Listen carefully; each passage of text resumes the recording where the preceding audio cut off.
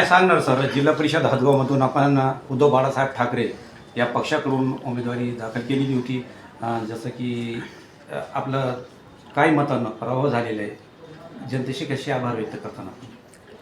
जनतेचे मी पहिल्यांदा मनापासून आभार मानतो की एवढ्या धनशक्तीच्या समोर माझा मतदार झुकला नाही आणि जी ताकद माझ्या पाठीशी उभा केली जनतेने, निस्वार्थ आणि बिगर पैशाची ताकद होती. शब्दामध्ये आभार मानणं खरंच शक्य नाही की पैशाचा महापूर होता. माझे प्रतिस्पर्धी समोरचे उमेदवार जे समोरचे जिंकले 6100 मतं मिळाले त्यांना, ते सर्व मतं पेड मतं होते, पैशांची मतं होते. कारण की परभणी जिल्ह्यातली सगळ्यात हॉट सीट हदगाव सर्कलची होती आणि प्रचंड पैसा ओतला गेला. इथं एवढ्या पैशामध्ये विधानसभा जिंकली असती. 10 कोटीपेक्षा अधिक खर्च समोरच्या उमेदवाराचा झाला आणि माझ्यापाशी निव्वळ प्रेम करणारे आणि मतदारापर्यंत आम्ही काय कसलीच लालूच न देता माझ्यावर प्रेम करून सातत्याने माझ्यासोबत राहणारे कार्यकर्ते होते आणि समोर फक्त पैशाचा महापूर होता.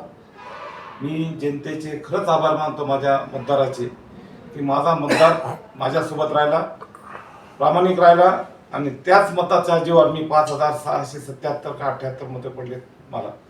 हे माझ्यावर प्रेम करणारे, माझ्या निस्वार्थ प्रेम करणारे लोक होते.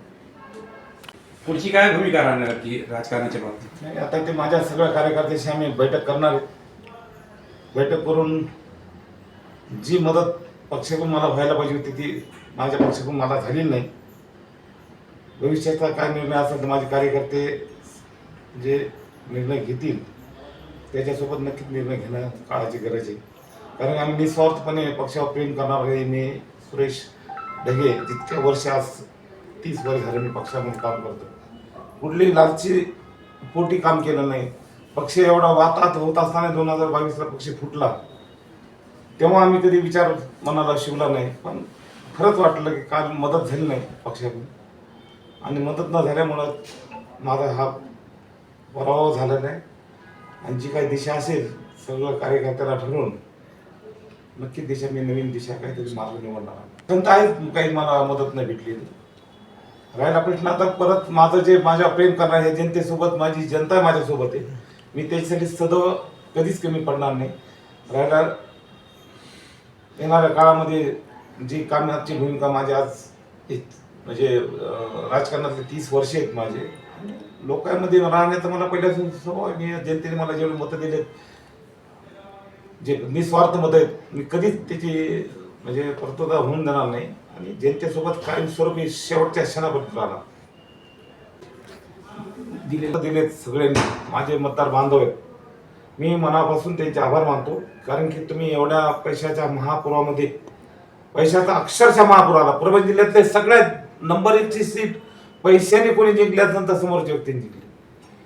या पैशासमोर माझे मतदार कधी विकला नाही, माझ्यासोबत राहिला, प्रामाणिक राहिला आणि तोच प्रामाणिक राहिलेला मतदार आज रस्त्यावर आहे. हे माणसं आज स्वतःची मिरवणूक देखील काढू शकत नाही. कारण की आज सगळं पैशाने मतं, 6000 मतं पैशाने विकत घेतलेली. त्यामुळे यांना जनतेत जाऊन मिरवणूक कोणी हार घालावा एवढे पण त्यांची पात्रता नाही.